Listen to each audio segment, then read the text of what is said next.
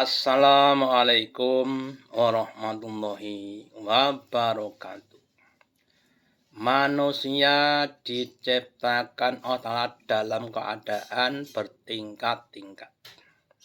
Di dalam surat An-Nisa ayat yang pertama, Allah berfirman, A'udzubillahi minasyaitonirrajim.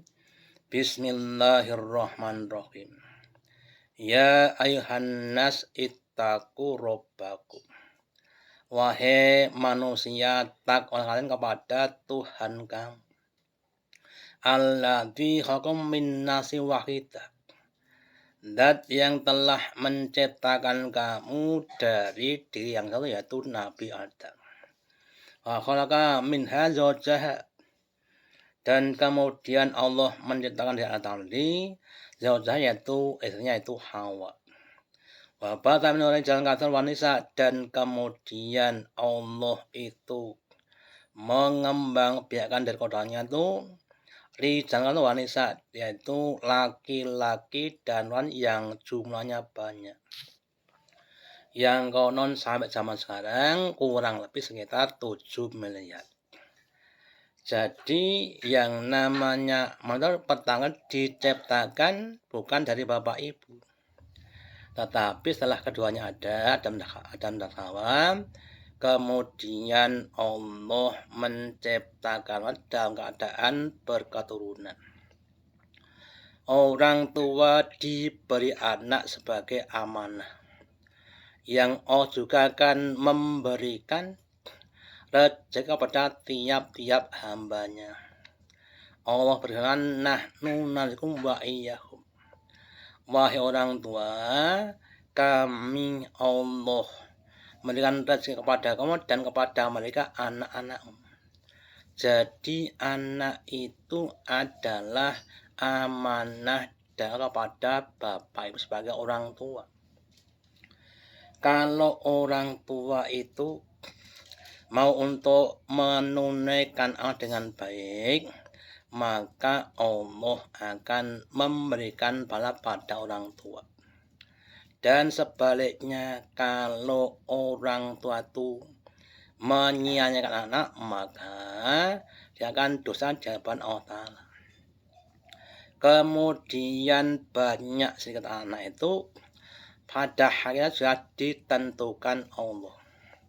Ada 4 kelompok atau golongan. Yang pertama, orang-orang yang diberi anak laki-laki saja. Yang kedua, orang yang diberi anak perempuan saja.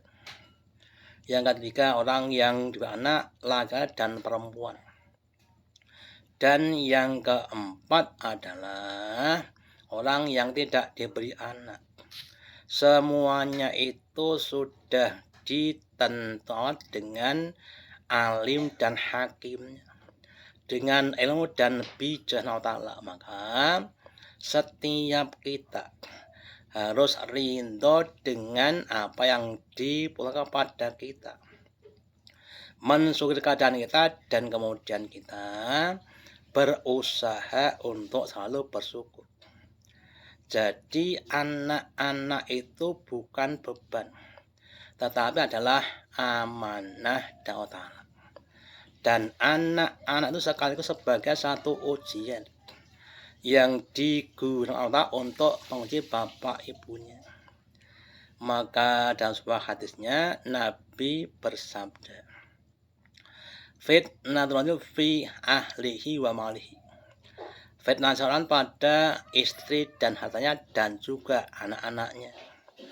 Maka ibadah sholatnya, puasa dan yang akan menjadi penutup. Sehingga kalau ada orang yang diberi anak yang banyak, itu artinya amanahnya banyak, ujian juga ujiannya banyak. Kalau dia mampu dan mau menggunakan itu sebagai suatu perkara atau kesempatan, maka dia akan mendapatkan pahala yang banyak. Dan sebaliknya, kalau dia disia-siakan, maka akan menjadi dosa yang banyak. Maka kemudian kepada siapapun yang diberi anak yang banyak, itu artinya juga ujian yang banyak. Maka untuk mengatasinya dibutuhkan amal saleh yang banyak. Perlunya untuk meningkatkan sholatnya, meningkatkan bacaan dan yang lainnya, supaya amal-amal itu bisa untuk menutup fitnah-fitnah tadi, sehingga anak tidak jadi fitnah. Dan sebaliknya, jika amalnya berkurang atau kurang, ya, maka akan timbul berbagai macam fitnah-fitnah tadi. Maka kita semuanya harus berusaha, yang pertama menjaga amal dengan baik, kemudian minta Allah Ta'ala supaya kita ini ditolak dalam menghadapi fitnah-fitnah tadi, dan semoga kita semuanya termasuk Allah Ta'ala yang mampu untuk mendidik, membimbing kepada anak kita dengan baik dan benar, dan semoga kita semuanya, ya, anak kita menjadi anak-anak yang soleh-soleh. Wassalamualaikum warahmatullahi wabarakatuh.